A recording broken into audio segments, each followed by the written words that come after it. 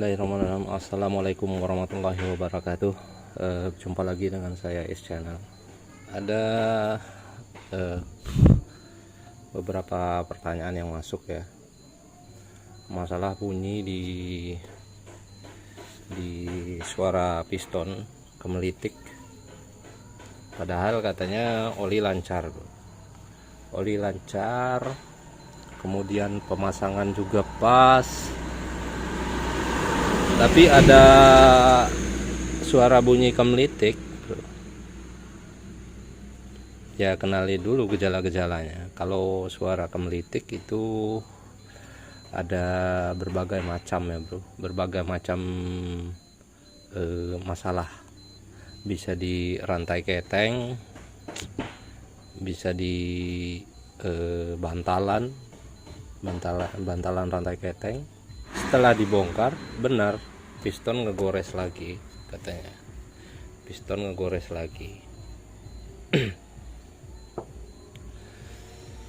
Nah, yang perlu diketahui untuk teman-teman ya, untuk teman-teman yang pemula khususnya, ketika kamu bongkar mesin atau bongkar bagian blockhead, itu harus lebih teliti lagi, terutama di bagian jalur-jalur oli ya, terutama di bagian jalur-jalur olinya. Oli lancar, ketika dibuka tutup klep oli lancar. Bro, saya kasih tahu ya bro, untuk jalur yang ketutup klep itu khusus. Nah, saya kasih tahu ya, ini yang jalur untuk tutup klep, ini yang menuju ke klep ya.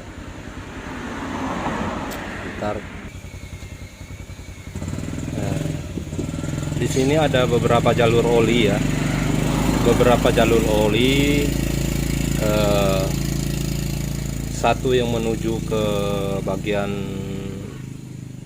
bagian deksel atau head untuk melumasi bagian-bagian klep, as klep dan sebagainya ya. Nah, kalau untuk yang satu lagi, ini ada satu lagi, ini satu lubang ini,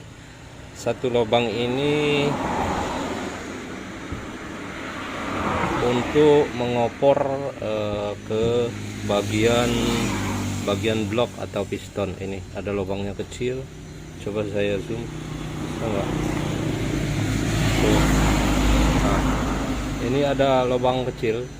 Nah, itu untuk ngebanting ke bagian piston ya,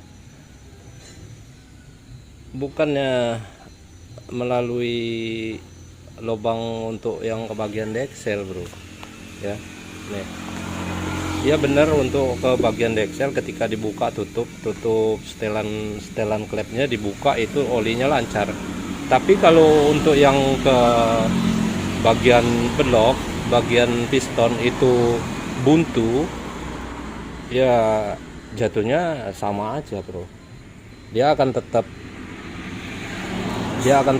bunyi, dia akan tetap bermasalah. Coba bentar ya, kita coba pasang mana bagian kiri kanannya, kita coba pasang ini.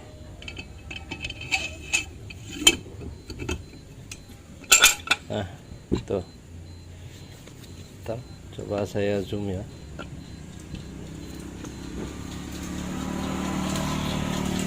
Zoom, kelihatan nggak ya?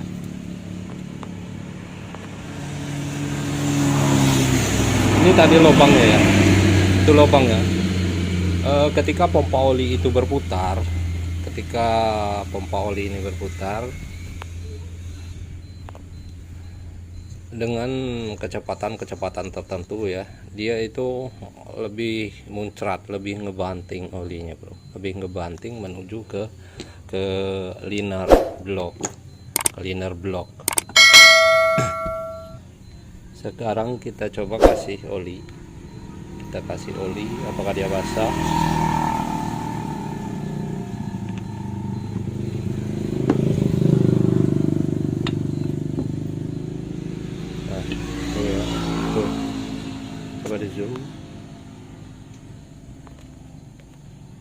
nih ya, tuh basah oli.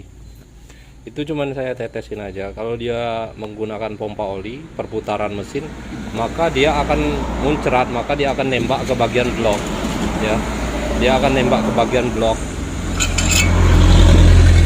Nah bro, kalaupun seumpamanya kamu buka tutup klep itu dia tetap lancar tapi dia tetap bunyi, ya itu tadi bro, ada satu kemungkinan di bagian ini, di bagian oli yang menuju ke blok itu tersumbat ya bro, seperti itu bro. Nah kemudian lagi, nah kita pahami untuk di bagian askrek, di bagian askrek. Nah di bagian askrek, kalau bahasa sini askrek itu setang seher ya, setang seher. Setang seher itu juga harus diperhatikan di bagian-bagian lubang-lubang yang kecil seperti ini. Lubang kecil ini seperti ini, itu jangan sampai ada yang buntu. Karena salah satu lubang ini itu nembaknya ke bagian kelahar bambu untuk setang seher itu sendiri. Ini kan saya ganti setang seher bro, ganti setang seher ya. Kalau untuk yang ini untuk melumasi ke bagian mangkok-mangkok ganda dan sebagainya ya bro. Nah kalau untuk yang lubang yang satu ini, yang lebih ke wajib untuk jangan sampai tersumbat bro. Coba kita kasihkan oli, coba kita kasihkan oli.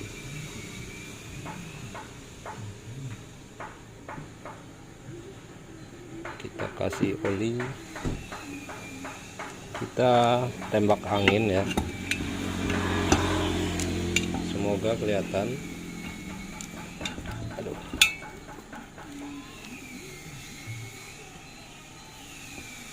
kita saya tembak.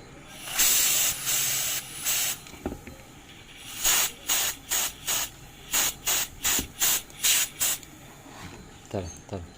Nggak kelihatan bro, nggak kelihatan sih ya. Ini aja kita tembak dengan bensin aja, kita tembak bensin aja.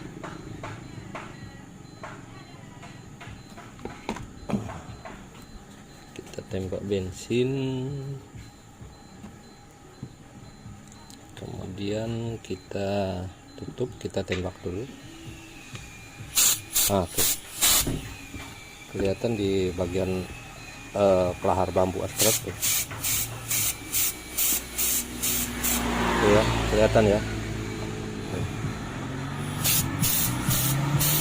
Nah tuh.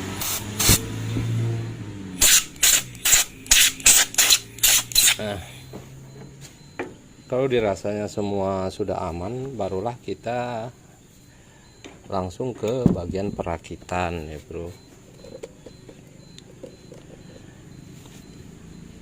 Ya usahakan kalau ngerakit motor itu usahakan bersih dan kering ya, supaya ada 35 usahakan bersih supaya kita aman untuk periksa jalur-jalurnya ya bro. Jalur-jalur olinya aman untuk kita periksa. Oke, mungkin penjelasan itu saja ya untuk ke bagian blok head yang gampang kena atau gampang haus ya. Saya akhiri. Wabillahi taufiq wal hidayah. Assalamualaikum warahmatullahi wabarakatuh.